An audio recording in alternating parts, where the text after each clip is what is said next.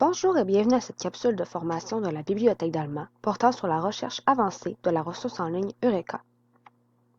D'ici la fin de cette capsule, vous serez en mesure d'accéder à la ressource, d'explorer les différentes options de la recherche avancée et d'effectuer une recherche avancée sur Eureka.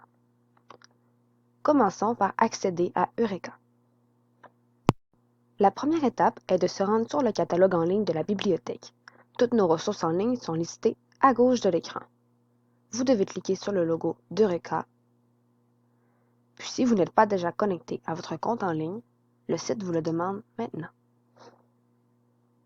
Après s'être connecté, vous cliquez sur le logo d'Eureka à droite, puis nous voici sur Eureka.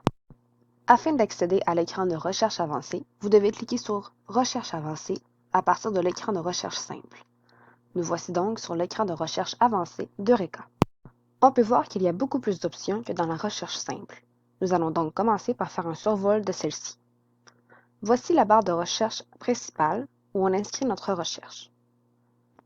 Dans la recherche avancée, nous avons également des barres de recherche supplémentaires qui permettent de rechercher plusieurs termes à la fois. On peut aussi en ajouter selon ses besoins. Toutes ces barres de recherche sont liées entre elles avec les boutons « et »,« ou » et « sans ». Par exemple, si j'inscris le mot « sport » et le mot « hiver », je peux obliger le système à me donner des résultats qui contiennent à la fois le mot sport et le mot hiver si c'est le et qui est sélectionné. Si je sélectionne le ou, nous obtiendrons des résultats qui contiennent soit le mot sport, soit le mot hiver ou bien les deux. Si on sélectionne le sans, nous aurons des résultats qui contiennent le mot sport, mais le système va exclure tous les résultats qui contiennent le mot hiver. Vous pouvez également choisir où le mot recherché doit se retrouver dans l'article à l'aide des menus déroulants à droite de la barre de recherche. Par exemple, je pourrais vouloir que des résultats qui contiennent le mot hiver dans le titre ou encore dans l'introduction. Dans la colonne de droite, Eureka nous propose quelques astuces de recherche pour ceux et celles qui veulent pousser la recherche avancée encore plus loin. Passons maintenant aux options qui sont dans l'encadré qui est plus bas. L'option « Groupe de sources » nous offre la possibilité de sélectionner le lieu de provenance ou la langue des documents.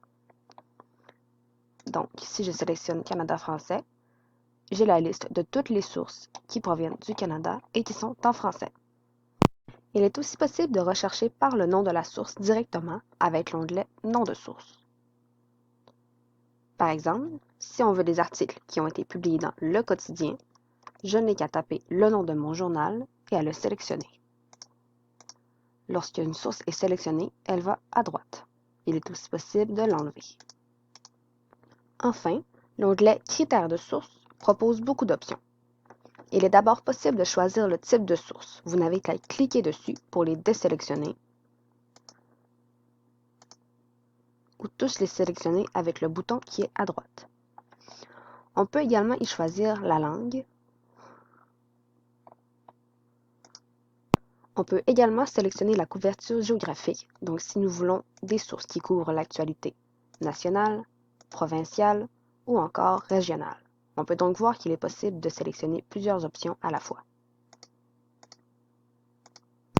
On peut aussi préciser la périodicité de la source, donc si c'est un journal ou une revue qui est publié à chaque semaine ou encore à chaque jour. On peut aussi choisir le domaine couvert par la source, donc si c'est un journal qui traite d'agriculture ou par exemple qui est généraliste ou encore qui traite de sport.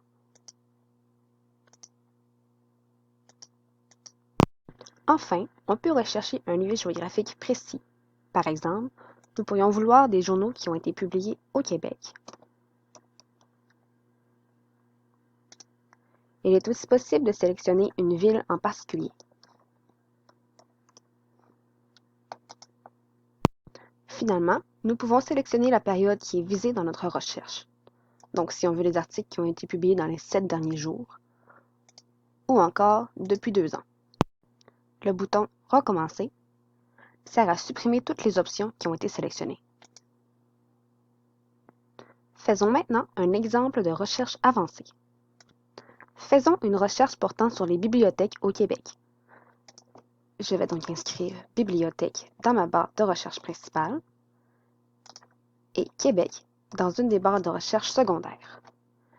Je sélectionne ici le « et » pour obliger le système à me donner des résultats qui contiennent à la fois bibliothèque et Québec. J'indique au système que Québec doit se retrouver dans tout le texte. Je vais ensuite préciser au système que mes sources doivent provenir du Canada en français, puis je me dirige vers l'onglet « Critères de source ». Je sélectionne alors que mes sources doivent être en français. Je veux une couverture qui est provinciale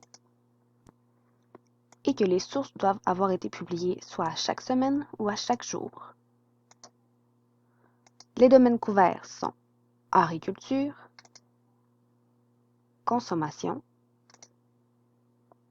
économie et je pourrais mettre également généraliste. Finalement, ma provenance géographique est le Québec. Pour moi, la période de 30 jours me convient. Voici donc l'écran des résultats de recherche.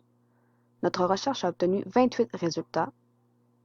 Il est toujours possible de modifier votre recherche à l'aide des options en haut ou de recliquer sur Recherche avancée afin de retourner à votre formulaire de recherche.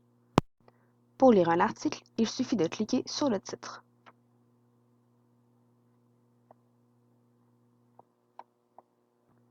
C'est ce qui complète cette capsule de formation qui avait pour but de vous montrer comment faire une recherche avancée dans Eureka, en espérant qu'elle vous aura été utile.